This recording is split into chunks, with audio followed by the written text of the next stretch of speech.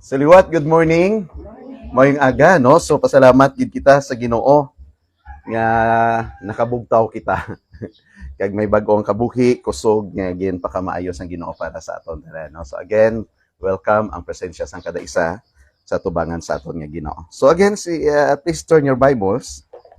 Let's go back now to our text last time in the book of Acts or the libro sang binuhatan. So Acts chapter 3, starting verse 11 to verse 26. Basahan ko diri sa akong nga Bible in the New International Version.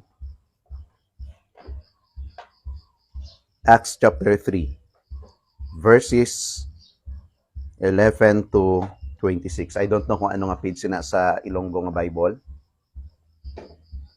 So binuhatan kapitulo 3, sugod sa versikulo 11, tubtob sa versikulo 20, 164, page 164 sa aton nga Bible sa Ilonggo. Okay, so while nga gina-prepare nyo diri, Acts chapter 3 verses 11 to 26. While the men held on to Peter and John, all the people were astonished and came running to them in the place called Solomon's Colonnade. When Peter saw this, he said to them, "Fellow Israelites, why does this surprise you?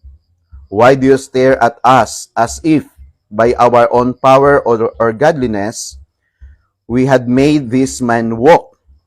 The God of Abraham, the God of Isaac and Jacob, the God of our fathers has glorified his servant Jesus. You handed him over to be killed, and you disowned him before Pilate, though he had decided to let him go.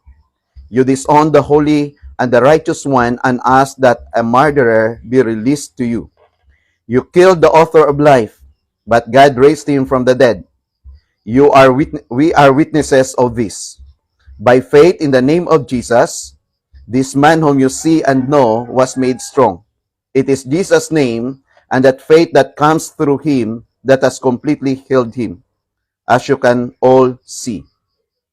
Now, fellow Israelites, I know that you acted in ignorance, as did your leaders, but this is how God fulfilled what he had foretold through all the prophets, saying that his Messiah would suffer.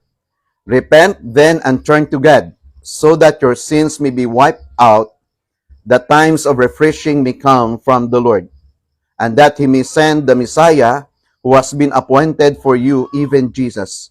Heaven must receive him until the time comes for God to restore everything as he promised long ago through his holy prophets. For Moses said, "The Lord your God will raise up for you a prophet like me from among your own people. You must listen to everything he tells you. Anyone who does not listen to him will be completely cut off from their people."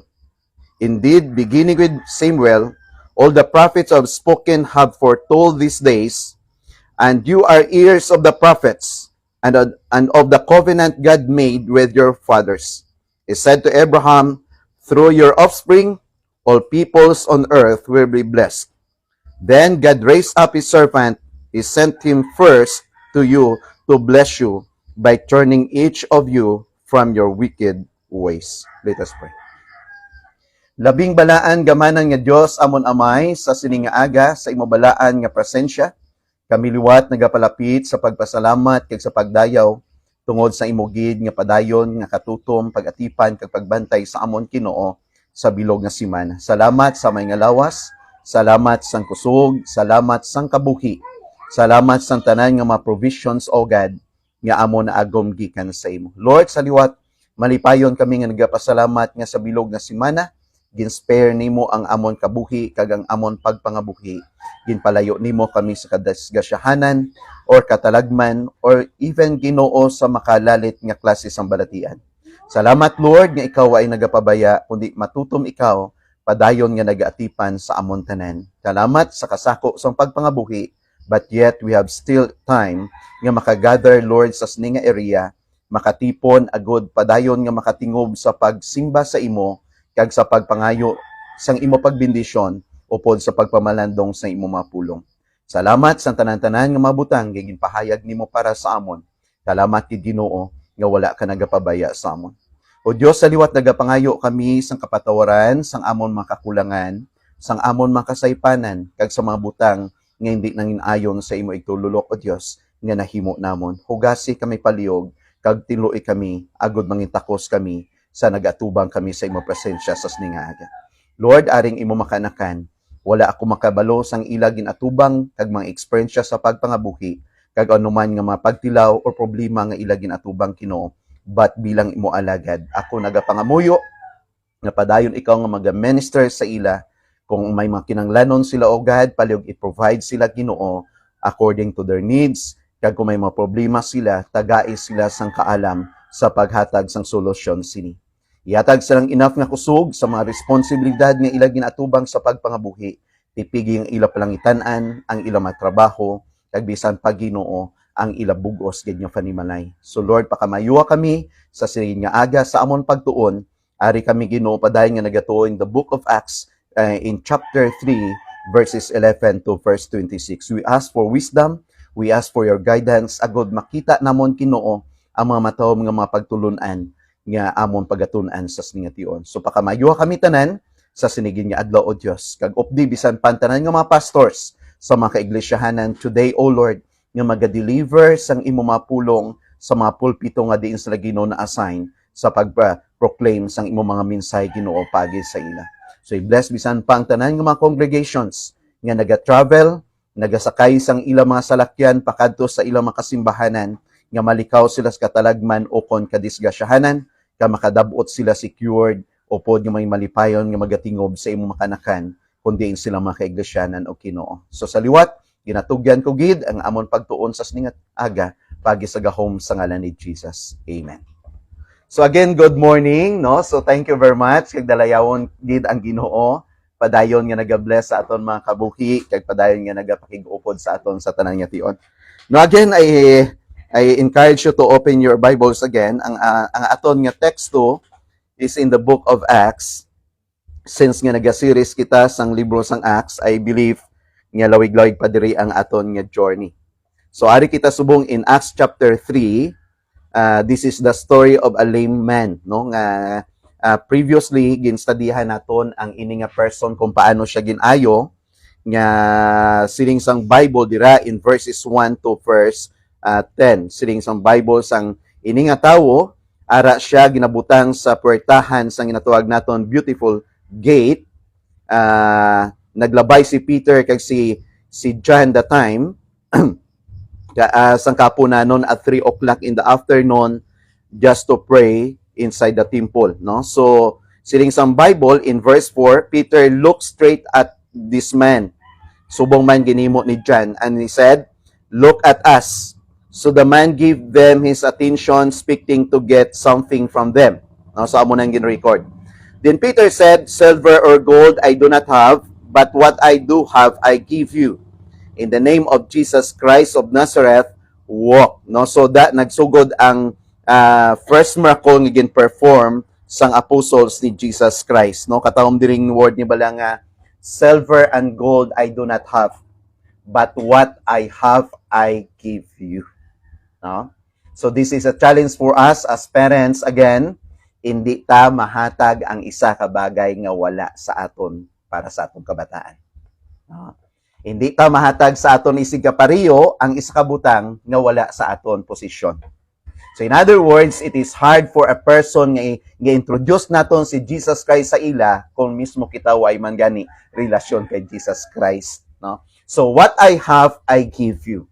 That's why ang isa ka matom nga writings ni John in the book of 3 John verse 4 naga-encourage kag nagahatag sa aton sang comfort, we as parents nga nagasiling dira nga there is no greater joy, no? Wala sang pinakadako nga kalipay nga iya nga na-experiencehan than to see my children walking in the truth, no? So isa ini ka matahom nga bagay kag ining ginatawag naton the first miracle nga gin-perform sa mga apostles that time, nagdala ini sang dako nga mensahe sa mga katawhan, no? Again, siling sang Bible in verse 8, This man jumped to his feet and began to walk. Then he went with them into the temple courts, walking and jumping and praising God. Take note, the lame person, wala siya katilaw-lakat for 40 years. No? Never siya naka-experience siya kag amoy ning isa ka bagay nga nag-consider sa iya nga nangin useless and helpless.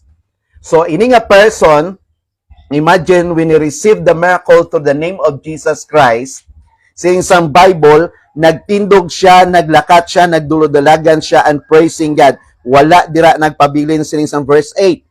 He jumped to his feet and began to walk. Then he went with them into the temple courts, walking and jumping and praising God. Take note, inside the temple during that time, it might be 4 o'clock na in the afternoon or 5, amo na siyang pinaka-concentrated time sa mga tao dito nga nagapangamuyo. And here comes a man nga nagsulod sa pertahan kag nagdalagan, nagasinggitan, nagatumbo-tumbo, praising God. So tanan nga mga mata kag attention sang tao kag ang silence inside the temple court insigidan naguba. So all the concentration nakafocus sa tao.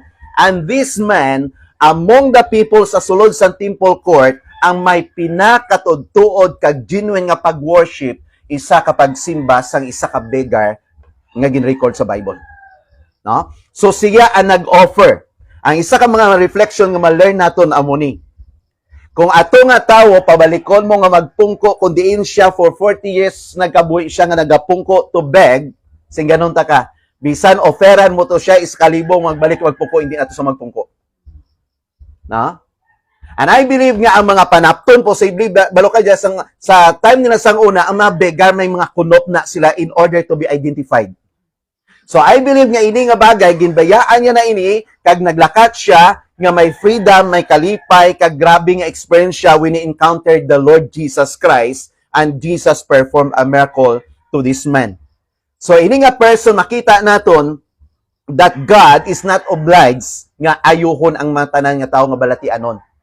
I believe in that area, hindi lang 100 ka mga tao posible ang may mga balatian kag nagabeg sa sinang lugar, but remember kung anuman sila kadamo, only one person ang ginayo sang Ginoo. Unlike subong ang nagakatabo nga may mga krusada nga naga-invite sa mga katawan nga may ginatuwag naton miracle nga krusada, tanan nga klase sang balatianon, tanan-tanan no gina-invite nilang tanan nga balatianon in order nga maka-receive sang healing. But the question is, diin sila sang 2020 to 2022. Sa kasagsagan sang pandemic, hindi mo ni sila nabatian kundi ini sila nagpalanago nga mga faith healers. I believe in miracle even today. Nagapati ko na iya. But I believe that only God is a God nga makaayo. That's why mag-learn naton diri nga siling ni Peter sa nabasa naton diri, it is not by our godliness or our own power nga ini nga tawo nag-ayo, hindi na sa amon. Why? In order nga ipaintindi ni Peter kag ni John nga kung nag-ayo ini nga tao, hindi pagi sa amon or hindi tungod sa amon, kundi tungod sa Dios. What does it mean? Wala ginhandom ni Peter kag ni John nga kuwaon ang glory, recognition, or even ang paghangad sang tao sa ila.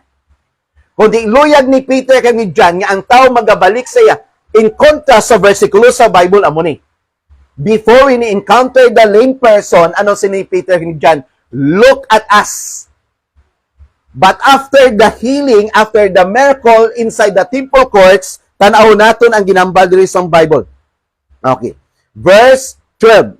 When Peter saw this, nga man, since 11, when the man held on to Peter and all the people were astonished and came running to them, ang tao nagdugok na pakadto sa ila, no? In the place called Solomon's Colonnade. When Peter saw this, he said to them, fellow Israelites, why does this surprise you? Why do you stare at us as if by our own power or godliness we had made this man walk? What does it mean? Before ano nga bali Peter? Look at us. But in verse 12, do not look at us. Hindi ka mo magtulok sa amon. No? But ang hambal niya sa tao before niya, tuluka kami, but silver and gold we do not have. But what I have, I give you. Ang mahatag ko sa imo, it is more than gold, it is more than silver, because ang mahatag ko sa imo, it is eternal life. That in the name of Jesus Christ, rise up and walk. Ang mga tao subong sa kalibutan, nakafocus ang 24 hours sa pagpangabuhi, in order nga ma-accumulate kang makapyutan ang mga bagay which is temporary, anything from this world. Amo na ang gusto sa tao. Ini nga mga bagay ginatagaan sa dako nga importansya rather than the eternal one. That is the eternal life. Kaamo ning pinakasubo nga nagakatabo sa tao. So sa nag-ayo ini nga tao si ni Peter, silver and gold we do not have, but he said before, look at us. But after the healing, nga nagatulog ka mo sa amon. In other words, after the healing, don't look at us, but look up to the Lord. Nga, it is not by our power, wala kami sanggahom, wala kami, hindi sa amon nga pagkabalaan, wala di alabot. Ang Diyos na iya nag-ayo. Nga, ginatandog nato nini. Tungod madamo sa mga faith healers sa TV, kag sa diin pa nga mga krusada, nga ang pagtulok sang ila congregation, daw silang Diyos, kag daw silang nag-ayo. Daw ara sa ilang power, because para sa, ay, nang pastor, gabi, gina siya kagamhanan. No. That even Peter and John nagasiring, wala kami gahom. Hindi sa amon pagkabalaan, hindi sa amon hinimuan. Ano nga ba sa verse 12? Why do you stare at us as if by our own power or godliness we had made this man walk? So in other words, makita naton sa sininga story that for Peter nagapanumdom sa aton nga wala kami sang ikasarang. No? No human being can change his soul or generate his soul or gives life to somebody who is dead spiritually. Iyan niya sang Diyos obra. No? Wala sang tawo nga makabaylo sang kabuhi sang tawo or makabaylo sang kalag sang tawo or makahatag sang kabuhi sa tawo kung ang tao mismo is spiritually dead. No? So that's why makita naton diri men and women can be used an instrument as Peter and John nga gingamit sila sa Dios nga mangin instrumento but never nga gin-desire nila to have a followers. Subong grabe ang tao ya. Kung sino to ya ang masing naton nga naga-perform kuno sang miracles. Church, why ko nag-erase ang milagro nga ginatuwag. Because ang milagro nga pinaka-importante sa tanan, hindi nga nag-ayo ka sa imo tarang kaso.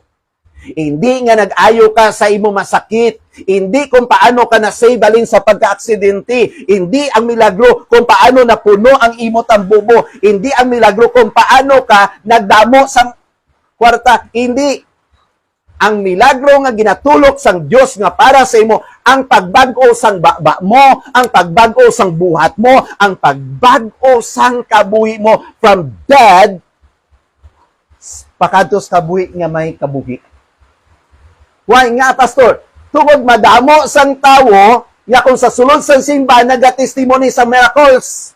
Right? Pagdabot sa ilang balay, sulumpaan ang ilap binuhatan. Mismo kaugalingon nila nga pamilya, nga nagatulok sa ila, hindi makonvince. But if you have given them time to testify inside the church, matestify sila kung anong ginimo ni Lord sa ila. Pero pagdabot sa ila balay, mga pamatanon, hindi masugo. No? Hindi mo mapangabay. Mga tao nga nag-believe, ka nag-claim sa milagro nga natabos kabuhi nila, but they don't care about the Word of God. They don't care about the needs of their souls. And that's the problem. But a miracle nga na-perform sila nga tao, kung pabalikon mo ni siya, kung diin siya nagapungko, ka nag-beg before, hindi na to siya magbalik. Tigtan mo to nga tao to, hindi to siya magbalik nga. Lain para siyang nagalakat. Lain para siyang nga nagalumpat. Because na-experience niya ang muna kanami. Ano man nga offering nga ibalik sa iya kag papungkoon siya to beg again, I tell you, hindi to siya magsulit. Why is it there are some Christians claiming to be a Christian, pero nagabalik ka, nagapungko kung diin kag ano sila sang una sang wala pa nila nakilalaan si Christ. Mga tao nga sa gihapon nagaklaim nga ara sa Ginoo, pero nagabalik sila sa iladaan nga klase sa kaboy nga wala relasyon sa Ginoo and they beg from this world. Anong ginabeg nila? Recognition, honor, respect, fame, name, authority. Amo ning ginahandom sa tao. Ang tao ga mapinatyanay, ga inaway because of position and authority. That is only temporary. Yari na kita subong I don't know saan lapit na lang ang ginatuwag naton barangay election. No? Makita na naton ko isa daw medyo init na sa Facebook. Siling ko sa congregation last time sa simbahan. Hindi ko amo lang gini pangabay ko bilang pastor. Our task as a member, as a Christian, do not say anything bad to a person. Ano man ang imo ya grupo nga ginaopdan, ano man ang imo yang partido nga ginaopdan, ano man ang negative sa sinang person as a Christian, it is not your task. Don't say anything bad, but rather in the Bible, pray for those who are in authority. Balok amo ng pinakabudlay. Kung nga nagakakaba ang mga kaiglesia subong, tungod ang loyalty sa congregation, ara sa mga leader sa posisyon sa aton nga paggobyerno, hindi kay Kristo.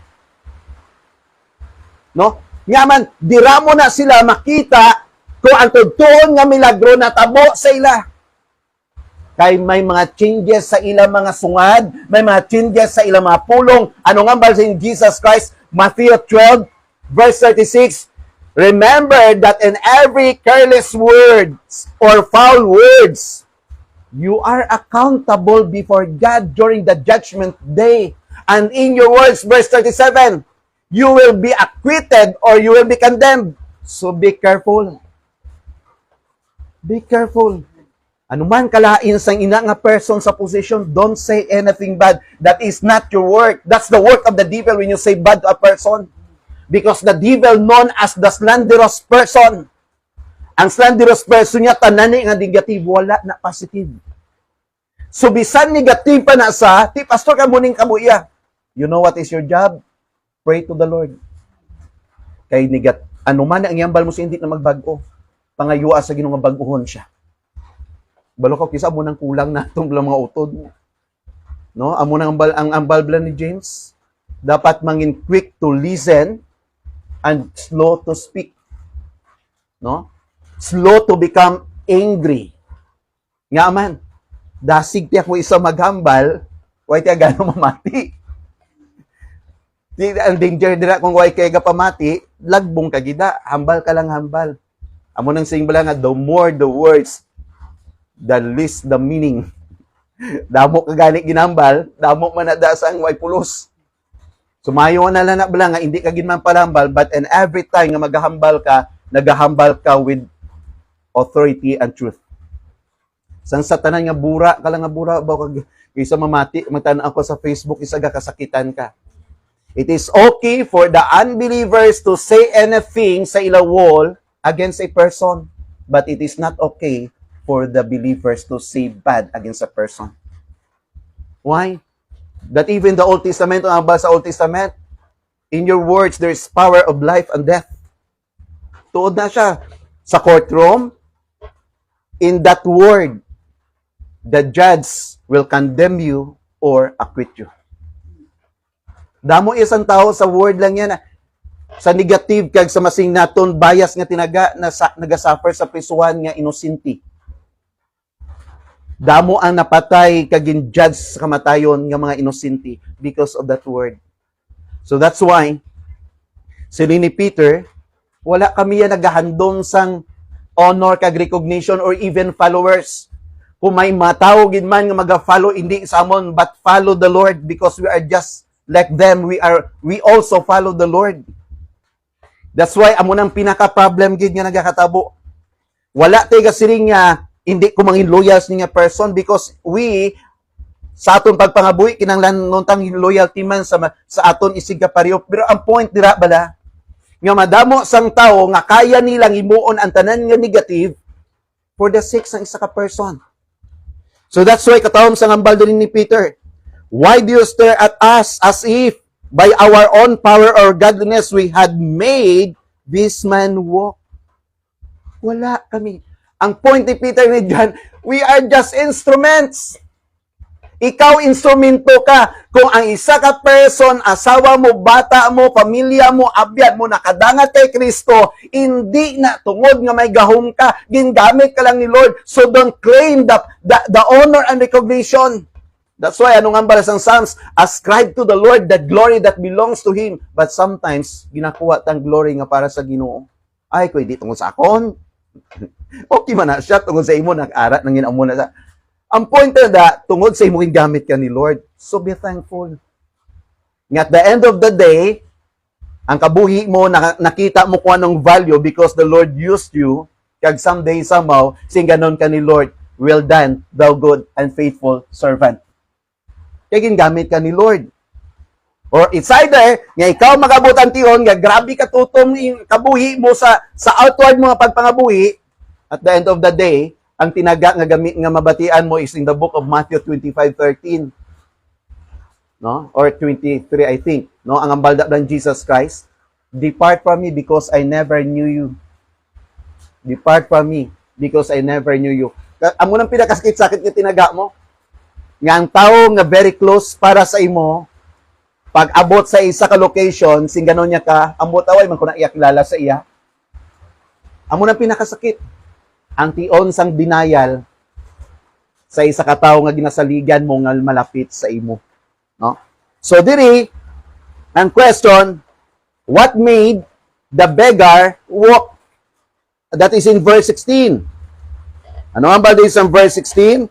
Okay. By faith in Jesus, in the name of Jesus, this man whom you see and know was made strong. Why is it nga damo iya sa mga tao kag sa mga preachers nga naglaklaim tungod sa ila, tungod sa akon, tungod sa amon? Namo nang problema gid. Ini nga tao nakalakat hindi tungod sa akon, hindi tungod sa amon, tungod kay Jesus Christ. Amo na yang luyag ipakita sa aton sang Ginoo. So sa aton pagpangabuhi, kung ginbless kita sang Ginoo sa manaming at trabaho, ginbless kita sang Ginoo sa manaming nga palangabuhian, ina tungod nga ang Ginoo nagbulig sa aton. It is because of God. Amo nang reminder bila in the book of Deuteronomy 8:18. Remember the Lord, for it is He who gives you ability to produce wealth, and not by your own hands. Nga tungod nga kalipat kita no? Ara kita permisa eye specialist. Me, I. No? Ako. Kung wala ko da. Kung hindi sa akon, utod, pasalamat ko tungod sa imo. Pero dumdumon mo, nga gingamit ka lang niya sang Ginoo. O gingamit ka sang Ginoo. Pero ang problema, wala mo ginaknowledge nga gingamit ka sang Ginoo para sa imo, tungod na sa imo. So, diri, ma-learn natin diri. There is a man who had been healed, walking, leaping, praising God, holding on to the apostles and embracing them, and crowd gathered. But you know, church, ang pinaka-importante nga message diri ni Peter nga i-remind sa makatawan kag sa aton tanan that ang healing kag ang plano, remember, it must start with God. Ano ang balya dira? The God, ano ang balya? Okay, pangitao na ito diri. Verse 13. The God of Abraham, the God of Isaac, the God of Jacob, the God of our forefathers or fathers has glorified His servant Jesus. You handed Him over to be killed, and you disowned Him before Pilate, though He had decided to let Him go. In other words, all these miracles nga gin-perform diri ang luyag ni Peter sa sini nga tawag sa aton tanan, let us start with God. Nga luyag ni Peter ipakita sa aton ang matudtuod nga connection between man and God. That's why gingamit ani, why is it important ini nga tinaga nga gin-quote ni Peter, the God of Abraham, the God of Jacob, the God of Isaac. Church, tanaw naton balay in Acts chapter 14 verse 13 to 15. Okay, chapter 14 13 to 15. Acts 14:13 up to 15. The priest of Zeus, whose temple was just outside the city, brought bulls and wreaths to the city gates because he and the crowd wanted to offer sacrifices to them. Sino ni? Si Paul kag si Barnabas. But when the apostles Barnabas and Paul heard of this, they tore their clothes and rushed out into the crowd shouting, "Friends, why are you doing this? We too are only human like you. We are bringing you good news, telling you to turn from these worthless things to the living God who made the heavens and the earth and the sea and everything in them." Balokang experience diri, si Barnabas kag si Paul may ginayo nga lupog. Pag-ayo nila sang lupog, ang mga tao nagtulok sa because in sang Bible, sa sina nga lugar, ang mga tao ining mga Greeks, nagabelieve sila nga si Zeus nagpanaog ka nagkonsadira. Ang ginatawag nila ang ilang god lang nga gina-consider sang una mga ancient people. So sa nag-ayo diri, luyag nila i-ascribe kung sino si Paul kag si Barnabas, ginofera nila o gindalan nila sa mga kadamo nga mga baka para iyawon kay sacrifice. Pero ano si Paul na ni Barnabas? Hindi kami ang nagimo sini. No? Iyan niya sang Diyos buhat, hindi kami. Ang Diyos na nag-perform sini niya. Friends, verse 15, why are you doing this? We too are only human like you. Our part is to bring you good news. So in other words, ang message ni Paul kag ni Barnabas is to turn you to the living God. Meaning to say, it starts with God. Ginhimo ini tanan sa Dios para ang tao magsugod kag magbalik sa Dios. To turn you to the living God. There was a story in the life of Blaise Pascal. No? Siguro some of you familiar inisang giskwela kamo sa college. Si Blaise Pascal, a brilliant mathematician. Something that he is probably the greatest mathematician of all time. He was a brilliant philosopher, a genius in any sense, in every sense, who lived in France in the 17th century. He was not only the great scientist, ananamian ko muna sa iya life, he was also a godly man. A man was seeking God, and one evening he had an overwhelming experience of God. That is why he wrote a message, Lingadri, I have met the God of Abraham, the God of Jacob, the God of Isaac, not the gods of the philosophers. That's it. A scientist, a mathematician, genius man. Pero one time na experience ko kung ano ang working ni Lord. And I have met the God of Abraham, the God of Jacob, or Isaac and Jacob, not the gods of the philosophers. Grabing experience siya sa tao. Anong punto diri? Even inside the church, in this world, our trouble is that we do not know God. That's the trouble. Ang mga tao nagahambal sa Diyos, but sad to say, ang pinaka-trouble ang tao wala kay balo sang Diyos. Because if you know God, it will change your perspective and your life. Amo na gani makita nato na kung naintindihan naton, nahangpan naton, naibaluan na naton sa kabuhita ang Dios, may pagbag-o sa kabuhi sang tao. But siling makita diri, siling ni Pascal, I met the God of our forefathers. Good morning. Not the gods of the philosophers. So the trouble in this world, people don't know God. That's why, amuning nauna kinanglanon. The question is, what is God? Ano ining Diyos? Paano gin-reveal in isang Bible? Ang siling ni Peter is the God of Abraham, He is the God of Isaac, He is the God of Jacob, and He is the God of all the believers. Yes, church, the God of our fathers. Meaning to say, ang pagambal ni Peter, that Peter's God is a living God. Take note, generations to generation, ma-learn naton sa sining nga story, kag chronological nga pagtanaw, 3 generations. Abraham, Isaac, Jacob, but there is only one God. Meaning to say that the God of Peter is a living God. He is a personal God. He is living. He is the God who says, I am that I am. Remember when Moses encountered God? Lord, sino ngalan mo? Anong ngalan mo? God is a personal God. Nga nagambal sa kay Moses, I am that I am. He is a personal God who speaks as a person.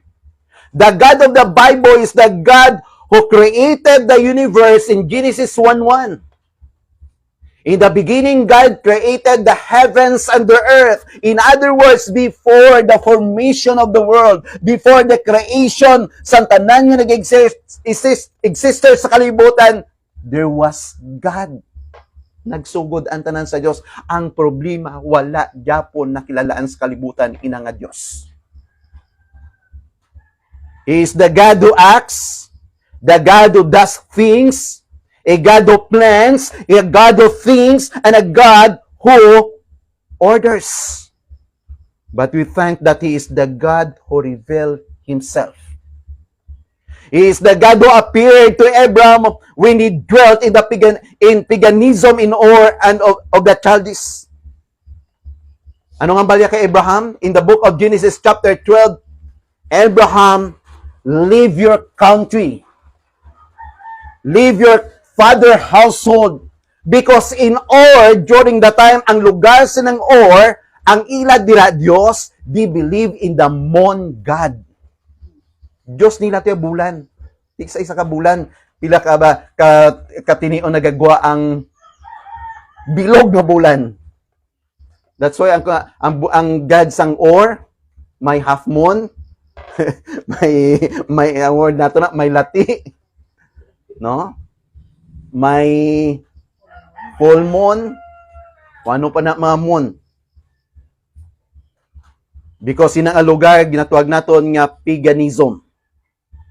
But God called Abraham, leave your country, your father's household, and go to the land that I will show you. I will bless you.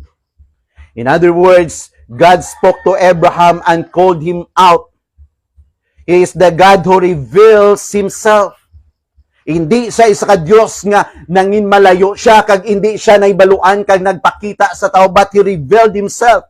Imagine the word. He said to Abraham, in other words, a direct confrontation. Leave your country, your father's household. He reveals Himself. Ginpakita iyang niya kaugalingon kay Abraham. He is the God who reveals Himself. He makes Himself known. And all we know about Him is what He has revealed. The God of Abraham. He appeared to Abraham. He appeared to Isaac. You know the experience of Jacob. Pagpalagyo ni Jacob, nadumduman niyo sino gatong ang kapidya? Si Esau. Gindayaan niya si tataya si Isaac, gindayaan niya si Jacob in order nga ma-inherit siya ang blessing kag ang authority as a firstborn, no? With double portion of blessing. So nalagyo siya si Isaac, nagandom si Isaac nga i-destroy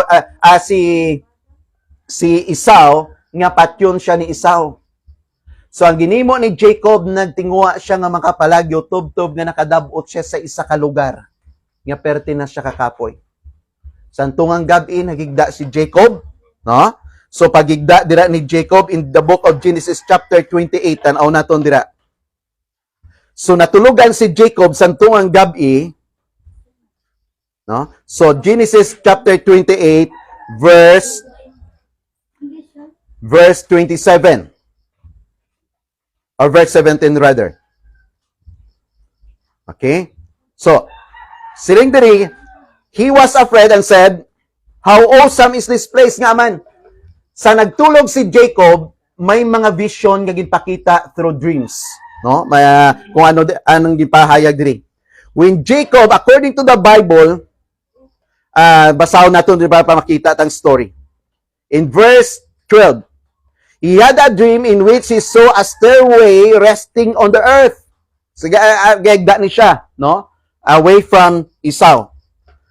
With its top reaching to the heaven, and the angels of God were ascending and descending on it.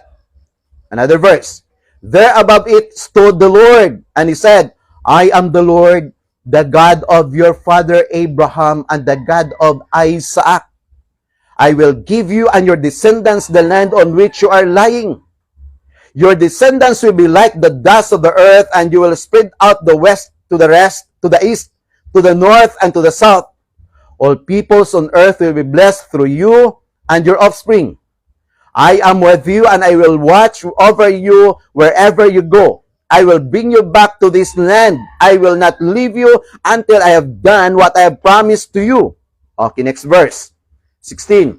When Jacob woke up from his sleep, he thought, "Surely the Lord is in this place, and I will not aware of it." He was afraid and said, "How awesome is this place! This is none other than the house of God, and this is the gate of heaven." Anong buot diri singon diri nga sa storya nga ginbasa naton, Jacob nakita niya, na-experience niya kung paano ang Diyos nag-reveal sa iya in a personal way. That's why since ang Bible, nag-promise ang God sa iya, "I will be with you." That's why in the New Testament, always yung ginakot sa mga apostles, the God of Abraham, the God of Isaac, the God of Jacob.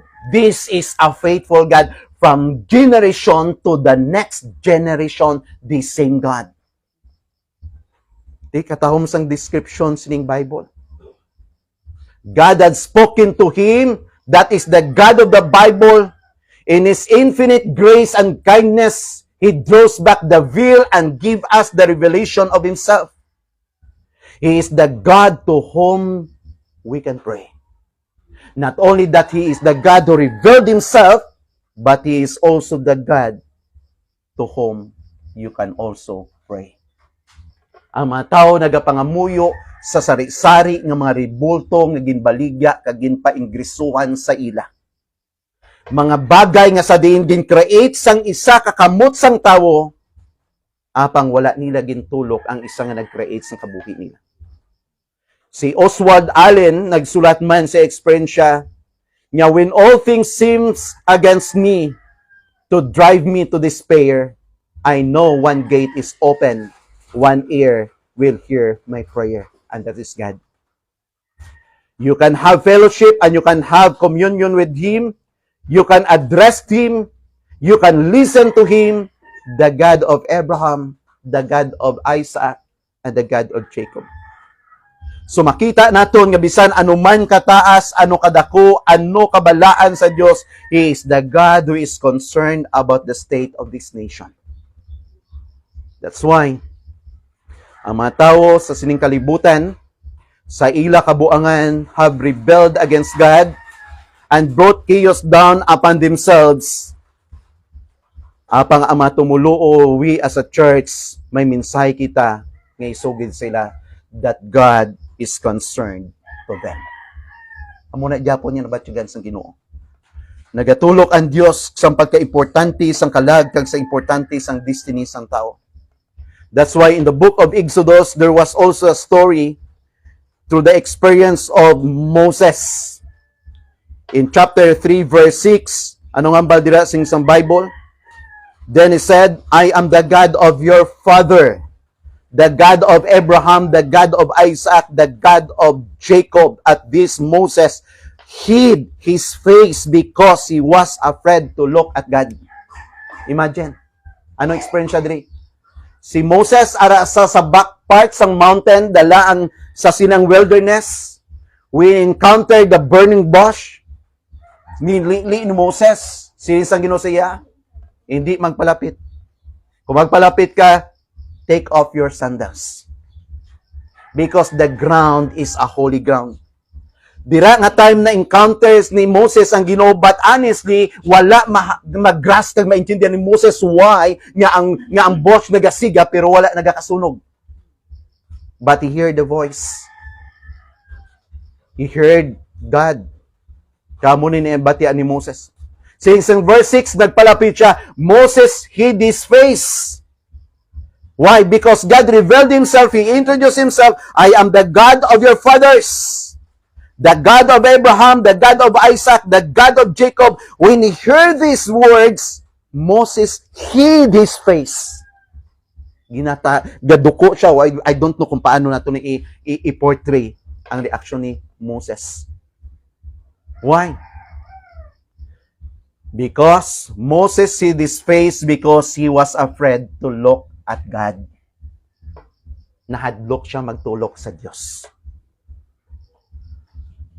Ang pamangkot diri, may kahadlok ka man bala sa Diyos.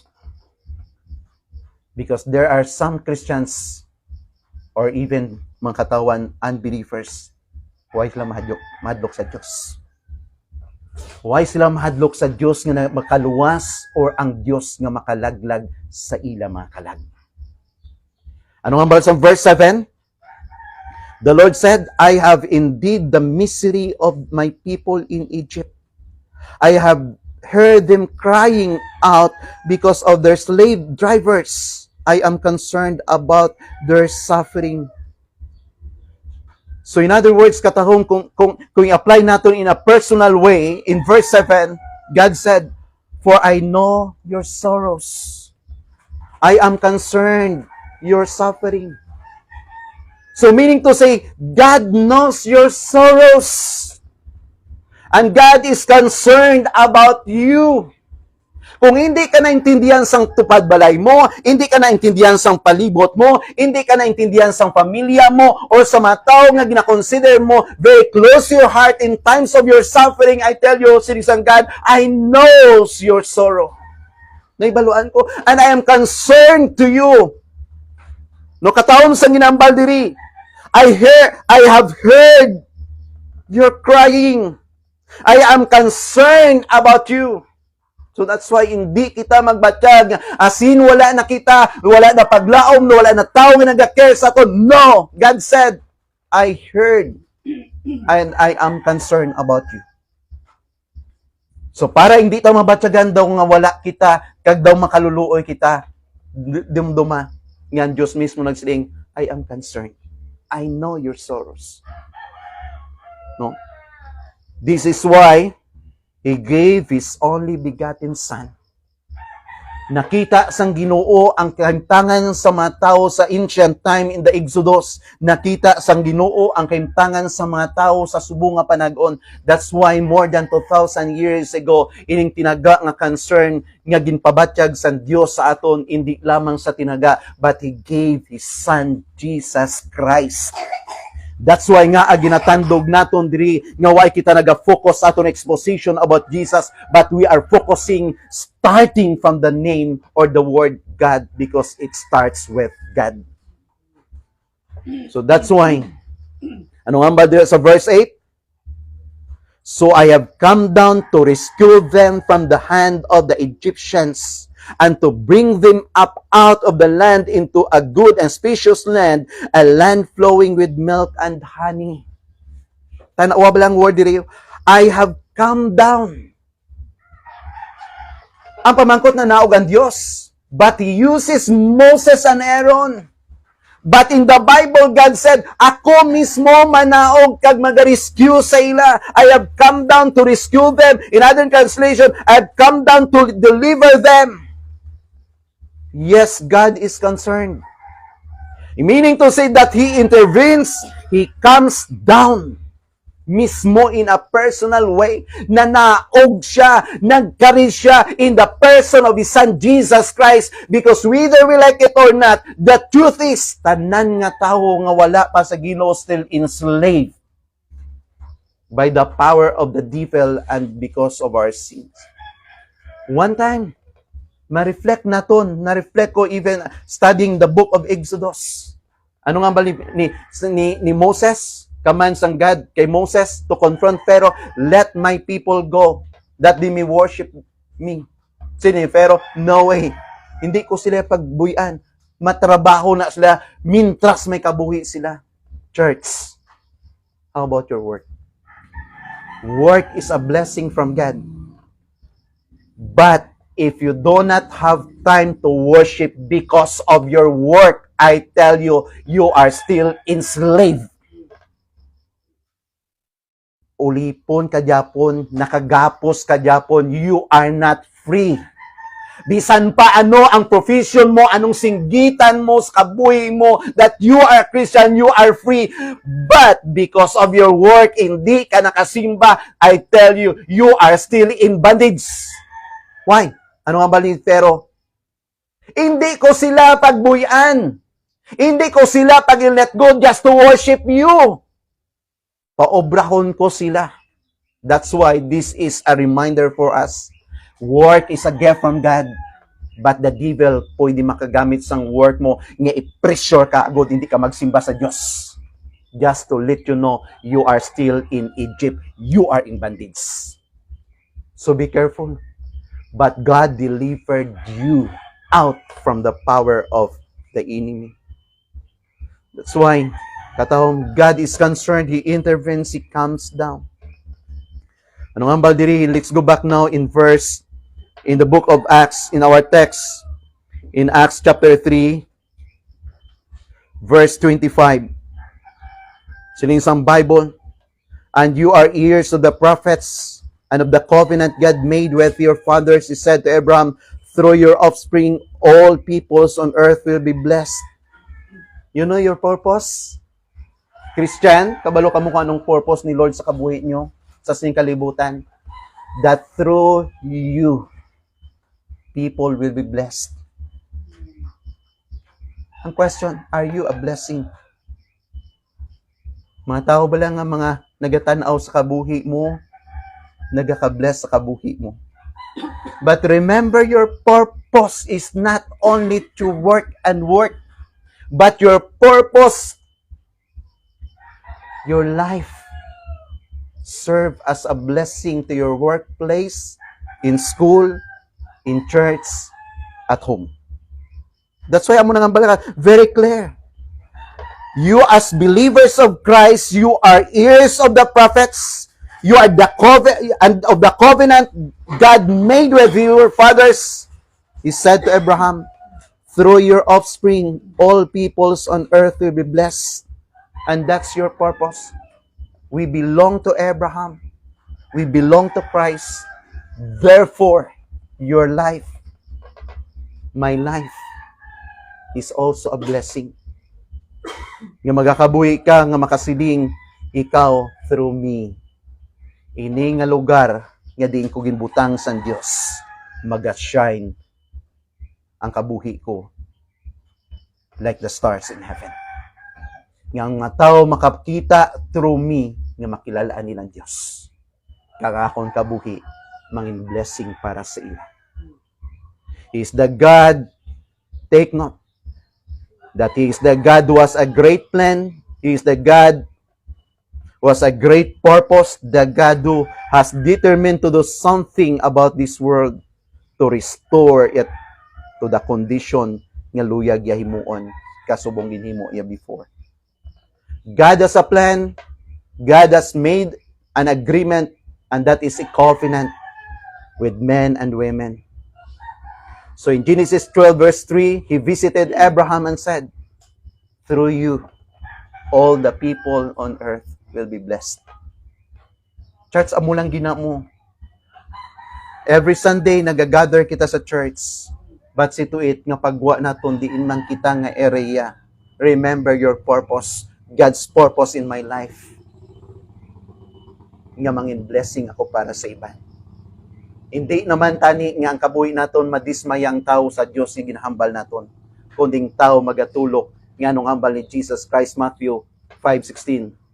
Let your light so shine before men that they may see your good works and glorify your Father which is in heaven. Nami, no? Word nga, glorify your Father. Not to blame your Father. So, God repeated the promise of that covenant to Isaac and to Jacob. That is why Peter talked about God of Abraham, of Isaac, and of Jacob. Why? Because for God said, I am the covenant God. Grabe ang pinaka-amazing amo ni Maotodo. Ang covenant actually, ginahimo na sa duha ka party. Ikaw kag ako. Like for example, I'm a king and you are also a queen sa imong kingdom. In order nga ma-maintain ang isa ka harmonious nga relationship without war, ka ang aton mga tao hindi sila mag-away. Let's make a covenant. So kung man ginahimo nila gapiyak sila sang isa ka baka or ano sapat tira piyako na sa tunga kay ibutang. So may mga rituals kag may mga bagay nga ginahimo sila just to remind us ng covenant. So anong meaning sina? Ang meaning amo sini, nag-agree kita. But the moment nga hindi mo pagtumanon ang ginaagrihan ta, the image sang sinangsapat nga ginpiyak, amo na siyang isa ka image nga pwede matabo sa kabuhi mo kag sa ginarian mo. It means death. So in other words, wala ta ginpersa, wala mo ko ginpersa, but we made it. Ginhimo ta na. So in other words, ang covenant ginhimo sang duha ka parties. But in Genesis chapter 12, God made a covenant. Not nga si Abraham naghimo sini or sila nga duwa. Hindi. God Himself, He made a covenant to Himself. Only one side. Kag ang covenant ni Lord, saya kaugalingon, I will make your name great. I will bless you, and I will bless those who blesses you. And my covenant, I will curse the nations or the people who curses you. Wala labot si Abraham to. It was God who said it. So that's why nga, I am the God of your fathers. I am the covenant God. I am the God who was determined before the foundation of the world and to redeem men and women and to restore the world to its original perfection. So katahom, 3 generations, only one God. But He also revealed to Moses. No? He revealed to Abraham, to Isaac, to Jacob. But pagdabot sa Genesis chapter 3, verse 8, He revealed to Moses. He took the people of Israel from the hopeless captivity and bondage of the Egypt and reminded Moses that He was the same God who always was and always would be. From eternity to eternity, in Mount Sinai, He gave the law, He revealed Himself, and He gave the plan. Later, He spoke through the prophet. Grabe Ginoo, no? Ang transition bala. Halin kay Abraham, ginpakita ya. And then, nagdabot kay Moses, God revealed His plan, master plan, blueprint by giving him a commandments. The same God who starts, the same God who continues, and the same God who finishes. That's why in the New Testament, remember, He revealed to Abraham, to Isaac, to Jacob, and to Moses, and to the prophets. But in the New Testament, Galatians 4:5, 4:4-5. In the fullness of that time, God sent forth His Son, born of a woman, born under the law. In other words, nakita naton nga God has His own timetable. Ang time sang God is not bounded by our time and our space. The plan of God is not bounded by our time. But since ang Bible, in the fullness of that time, in other words, from creation to the point nga gin-record ang Galatians 4, ara na naiya sa siglo o sa inadlaw o kon sa panag-on nga na-set na sang Ginoo kag pagdabot sina nga time, that's the right time that He revealed Himself to His Son. That in the fullness of the time, He sent forth His Son, born of a woman. Church, kung balikon naton si Moses nga nagatulok sa burning bush, hindi to siya kaintindi kung nga. Kung magabalik kita sa Bethlehem, kag magatan-aw kita sa baby nga nagahigda sa manger, I tell you, hindi kita makaintindi sadto. But initanan on the process, ginapakita sa Dios sa aton tanan ang chronological nga pagtulok sang iya personal nga revelation. And what is the message? The same God is just continuing and the same God carrying out of His plan and purpose. Here it is. It is supreme form in His Son, Jesus Christ. In the New Testament, He revealed Himself. That's why in Acts chapter 3, verse 26, ano nga baldira? Last verse. When God raised up His servant, He sent Him first to bless you by turning each of you from your wicked ways. Grabing Ginoo. He sent Jesus to bless you. That is in verse 26. Pinadalaya si Jesus Christ just to bless you, just to bless me. Amo nang preaching ni Peter. And to you first, God having raised up His Son Jesus, sent Him to bless you. To bless you. God sent His Son into the world in John 3:16, and it was a part of the ancient plan, the promise Abraham repeated to Isaac and repeated to Jacob, that in Abraham's seed he would bless all the nations of the world. Imagine, through your seed, He blessed the nation, and that is in Jesus Christ. Ano ang baldira sa isang Bible?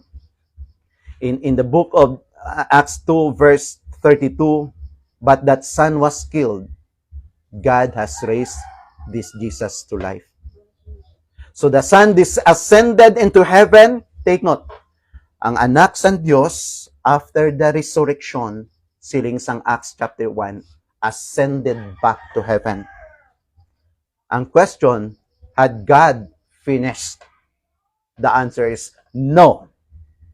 On the day of Pentecost in Acts chapter 2, the Holy Spirit was sent down. What does it mean? God of Abraham, God of Jacob, and God of Isaac and Jacob, the God of our forefathers, is still active. Why siya gapabaya? God is acting.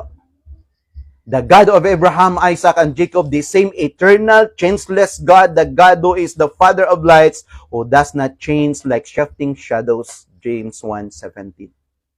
Peter said to the lame in verse 4, look at us. In verse 12, do not look at us, but look up to the Lord. This is God, the eternal God at work. His plan is certain.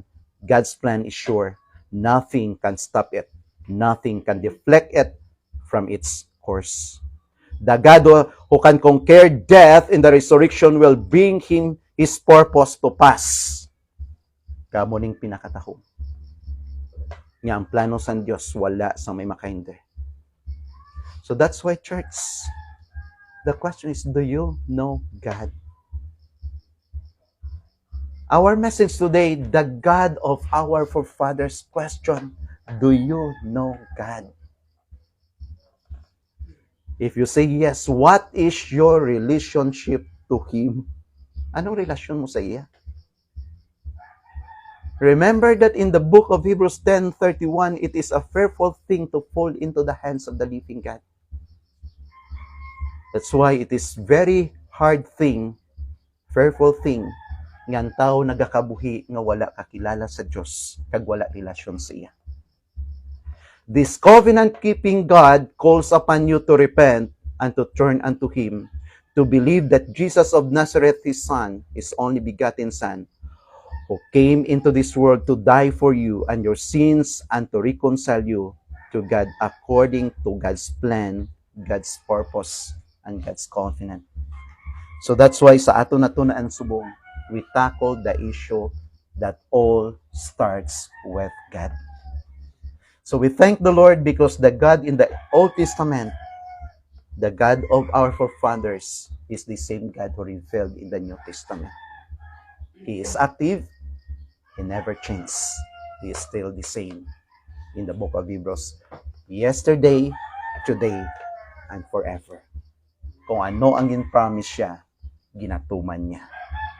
Kamo ng isa kadako nga bagay nga kapyutanta. He never fails us. Let us pray. Lord, madamo gid nga salamat sa sining nga aga. Anuman ang nanging kabuhi namon, kag anuman ang nanging struggle namon, anuman ang nanging problems namon.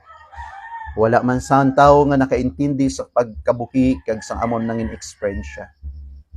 But thank you, Lord. You know kung sino kami, kung ano kami, kag kung paano kami nagakabuhi. You are still concerned, O God.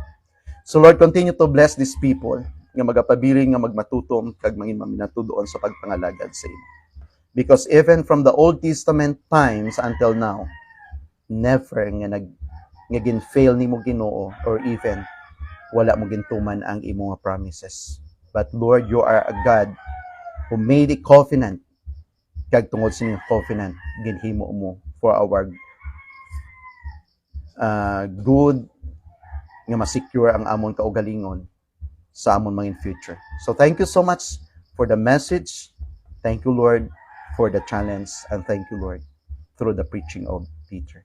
So thank you, O God, nakabay sa among kabuhi, naka-secured kami, kag nakaibalo na kami, that we have that a personal relationship with you. So thank you. All the glory, honor, praises, thanksgiving belongs only to you and not to your servant. This is my humble prayer in Jesus' name. Amen. Amen. Again, thank you very much. The Lord continue to bless us, and to God all be the glory.